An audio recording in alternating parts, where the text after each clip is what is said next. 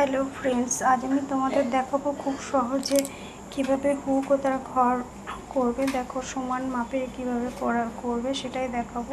প্রথমে দুটো মাথায় হুক আগে সেলাই করে নেবে, এই মাথায় একটা ও মাথায় একটা, তারপর ঠিক মিডিলে ভাঁজ করে ধরে ওইখানে আর একটা হুক লাগিয়ে নেবে। হয়ে গেল তিনটে। এইবার আবার মিডিলেরটার মাপ করে ওইটা করবে, দিয়ে ওখানে একটা দাগ দিয়ে নেবে, দিয়ে ওখানে আবার একটা হুক বসাবে, তারপরে আবার নিচেও তাই করবে। দেখো সেম এইভাবে যদি তুমি হুক বসাও ডিস্টেন্সটা পুরো একই হবে।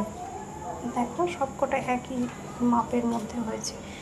এবার ঘর করতে গেলেও ঠিক এইভাবেই করবে, আমি যেভাবে দেখালাম। প্রথমে দেখো ঘরটা আমি এইভাবে করি, তোমরা কে কীরকম করো আমি জানি না।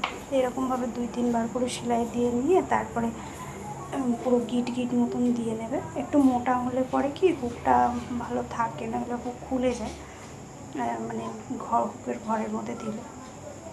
তো এই যে এরকমভাবে করে নেবে আমার মতো।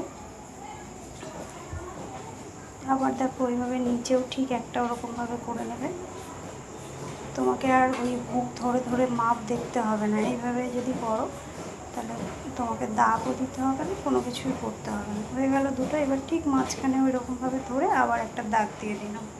এইবার মাঝখানে যখন ঘরটা করব তখন ওই পাশ থেকে ওই দাগের ওই পাশ থেকে একটু আর এই পাশ থেকে একটু নিয়ে ঠিক মাঝ বরাবর আবার করব।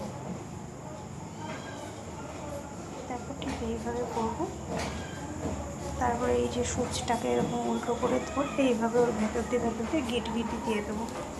যারা এই ঘরগুলো করতে পারো না তারা এটা দেখে ওটাও শিখে যাবে। দেখো কীভাবে করলাম। আবার একটা দাগ দিয়ে আবার একটা করলে তারপরে এই দেখো দেখো কি সুন্দর একই রকম হচ্ছে।